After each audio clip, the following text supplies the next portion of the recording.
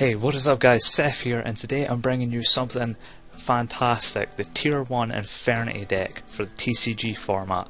This is for July 2014, so keep that in mind guys.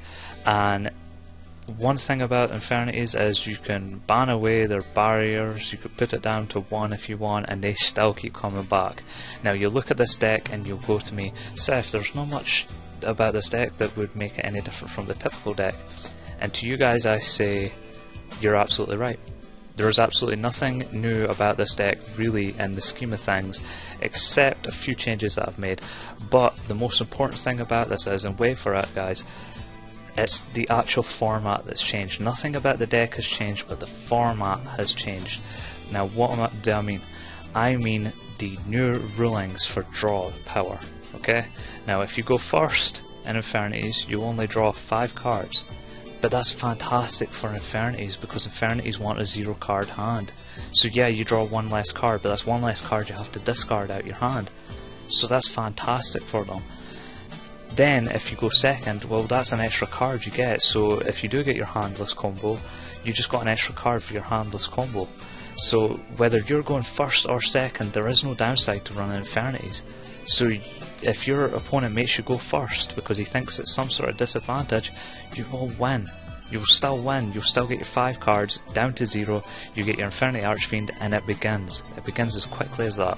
So guys, let's go on with the deck list. Okay, we have 1 Archfiend Heiress, 1 Armageddon Knight, 2 Dark Greffers, 3 Infernity Archfiend, of course, 3 Infernity Necromancer, 2 Stygian Street Patrol, 2 Summoner Monk, 1 Archfiend Labyrinth, 1 Dark Hole, which you can side out if you want to take it out because Dark Hole isn't really relevant in this format, but it can be with Lightsworn.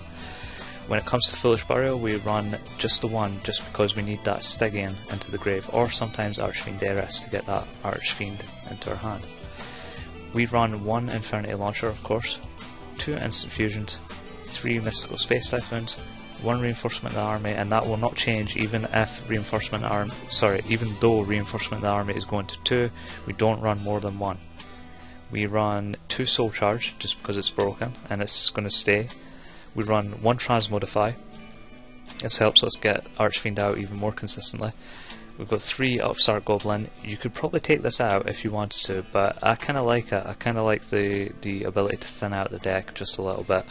And the one thing to mention is, though, guys, if you do draw, your opponent will gain 1000 life points, and Archfiend can't be summoned at that point because you draw a card and then he has to gain 1000 life points for Arch.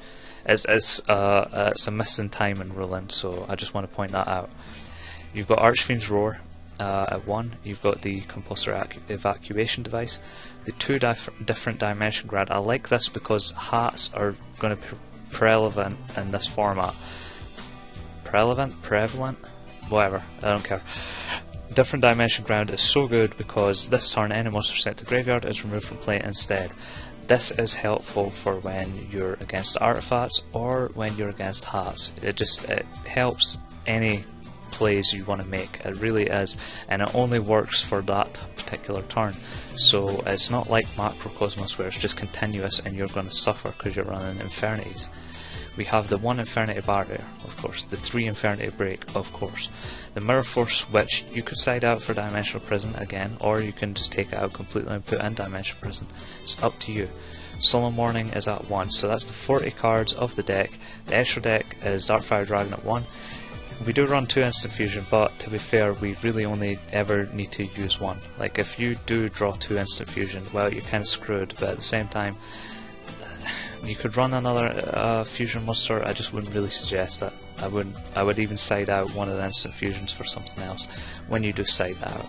But this is for the first turn plays when your opponent isn't expecting you to run Infernities. So we have the 1 Abyss Dweller because it's so good this format. We have the Diamond Dire Wolf because sometimes you need to destroy your own Levavel chains.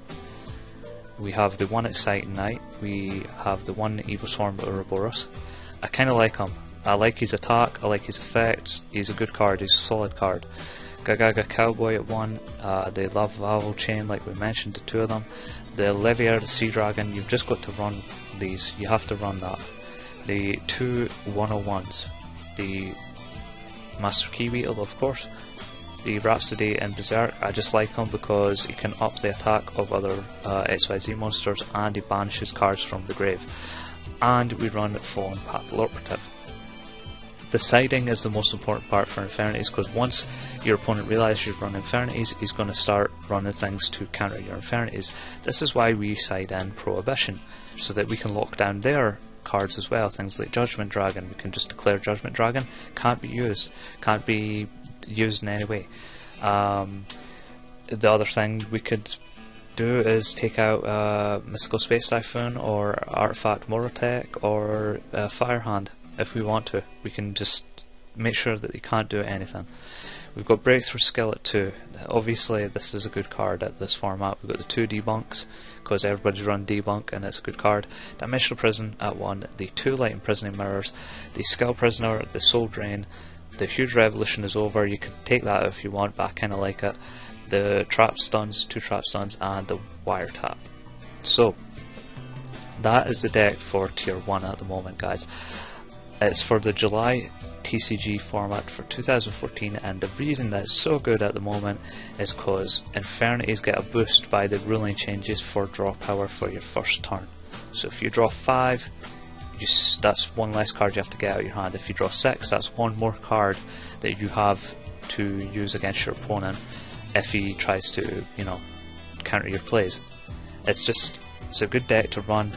I predict it will get to Tier 1. I really do. I think the changes actually benefit this deck so much, and I think you'll see a lot more Infernities with Gear Gaia being dropped.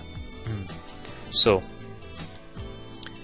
comment, like and subscribe, guys. It's really important. That helps me out, helps out the channel. Try and get this as popular as the Shaddoll deck profile, and I'll catch you guys next time.